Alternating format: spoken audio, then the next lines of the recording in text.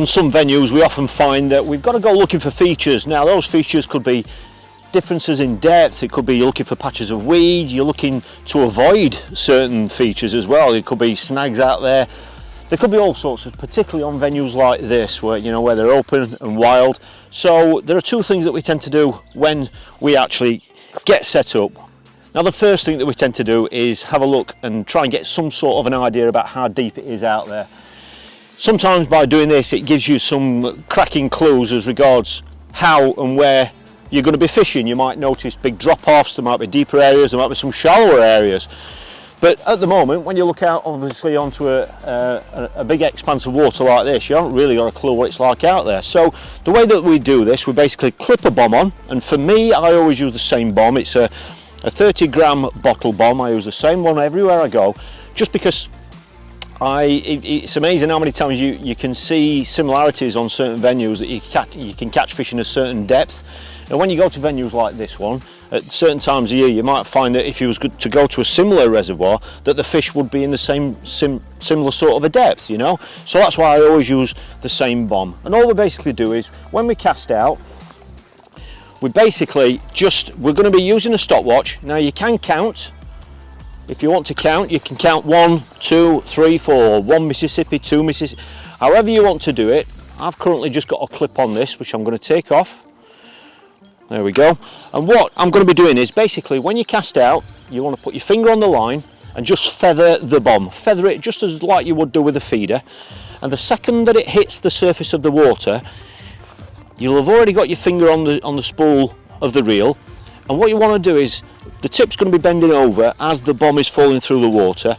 But when the bomb hits the bottom, the tip will spring back, and that's when you stop your stopwatch, or that's when you stop counting, and that's going to give you a count reading of how deep it is. Now let me just show you exactly what I mean. Now I've obviously got used to this. I always use a stopwatch. Lots of people count. It's whatever's comfortable for you, but I love to use a stopwatch because I just think it's by far the most accurate way of doing it. And when I'm talking to someone about what depth I've caught in, then it's transferable, because obviously 5 seconds on a stopwatch is the same for everybody. Whereas if I say I've caught in 5 seconds and I count differently from someone else, then that's where you can get differences, okay, or confusion. So all I basically do is hold the stopwatch in my left hand. I'm right-handed, so I'm just going to go out to just a rough distance. I'm not clipped up or anything, so I'm going to cast out.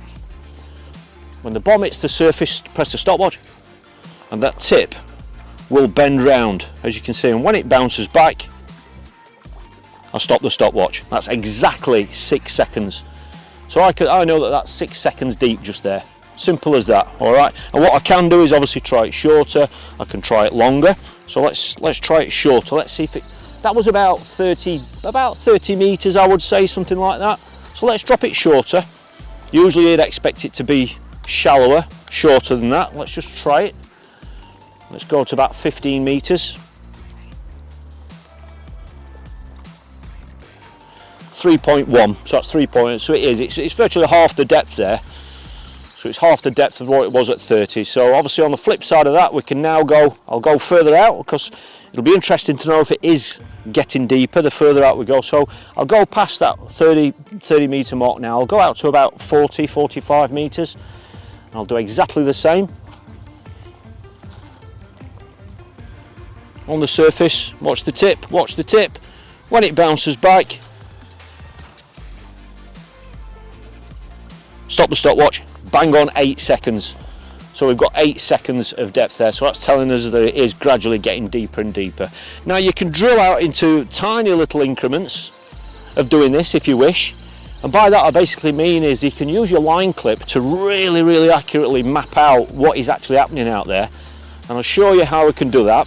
It's a great opportunity to share this with you. Basically what I will do is I'll find a depth, so I'll just guess a range. Let's go to there. I'll press the stopwatch. When the tip comes back, 5.7, okay, so I know it's 5.7 there. Now I can use my line clip now, okay, and what I can do is I could literally, if I wanted to, that was 5.1, I could literally count the turns back, so I could go 1, 2, 3, 4, 5, clip up, so now I know whatever reading I get now, I'm 5 turns past where I've just been. And by doing it this way, you could even come in as well.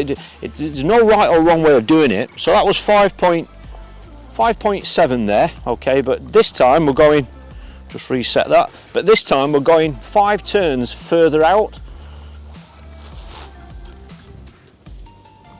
Press the stopwatch. 5.8. So you can be, you know, as critical with it as you want, and you can do the same working back as well. Okay, so that's clipped up now. I could say, right, it's 5.8 there, so I could literally go, take the line clip off and go 1, 2, 3, 4, 5, and then clip up again, and then I'll get a reading of 5 turns closer to me, which in this case will be a tiny bit shallower. So you can map it out and be as critical as you like. Now once you've done that, once you've found the depth that you're going to fish in, or you found the range that you're going to fish, what we always like to do then is make sure that you're fishing on a clean bottom. Make sure that you're not fishing over weed. Make sure that you're not putting all your bait on a pile of rocks. Are you with me? So once you've got the depth that you're in, once you've got the range that you're happy with, we'll just cast that out randomly. See the tip go around. When the tip bounces back, it's hit the bottom. There we go. Now the speed that the tip comes back to you will give you even more information, and that's basically because if you can imagine that bomb falling through the water, if it was to land on a rock hard surface, on concrete for example, to be extreme, if it was going to land on concrete, it would bounce back really, really quickly, wouldn't it? On the flip side of that, if it was going to land on some soft weed, or it was going to land on some really soft silt, then the tip is going to come back much, much slower. Are you with me? So even the speed that the tip comes back is telling you something. It's telling you what the bottom's like out there. All right, and that's particularly important on commercials or venues that are older venues that may have lots of silt, because you don't really want to be feeder fishing over silt. You know, because your feeder's going to be going into that silt. The fish are not going to be able to find your bait properly. Your bites will be different. The fish are having to go rooting around for the bait, and that can affect, you know, the presentation of your rig and everything. You know, that can really affect how clean your bites are going to be. You could be foul looking fish, you could be getting line bites. So quite often on those sorts of venues, we actually try and avoid those softer siltier areas. Okay, so once you've got your range, once you've got the depth that you're in, you get the bomb out and you watch how quick or slow it comes back to you. There we go. Now that wasn't super fast, was it? So that's saying that there could be something out there, and I think there's a little bit of weed out there, to be fair.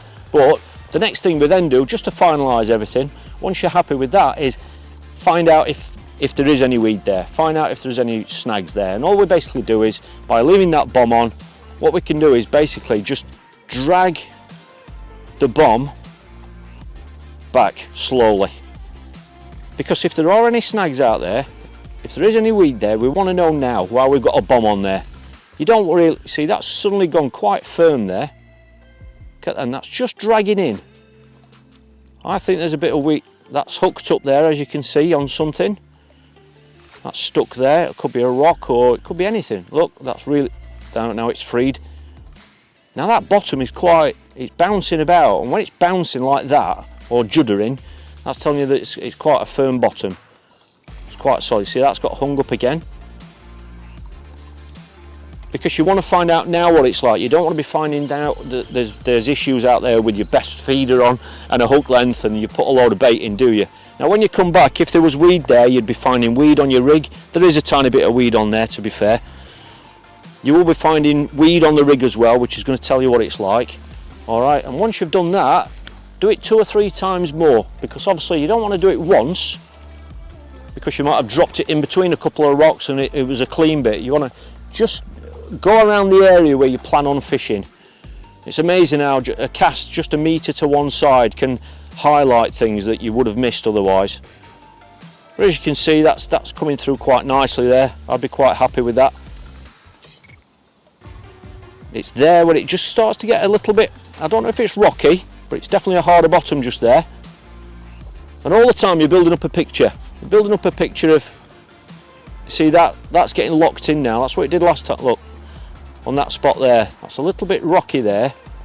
Well, there are stones there. That's got locked up. There we go. Okay, and the other thing that this can highlight, which is a bit of a byproduct, and that is sometimes in summer on certain venues, as the bomb's falling through the water, it can actually be hitting fish on the way down, and that'll highlight to you that there are obviously fish out there, and it might even give you an idea of where they are as regards depth wise as well. I've done that on lots of venues through summer, so you know, that's just an added extra little bit of information. It's something that we put so much importance on when we're float fishing. When you're on a pole, people spend a long time plumbing the depth with a pole, and when we're feeder fishing, you know, it's exactly the same sort of principle. So I really hope you found this fishing basics video of use. If you have, please give it a thumbs up, and if you'd like to see more fishing basics videos about how to just really get started in feeder fishing and why we make a lot of the decisions that we do, there is a playlist just there for you of all of the fishing basics videos. So thanks for watching, and I really look forward to seeing you next time.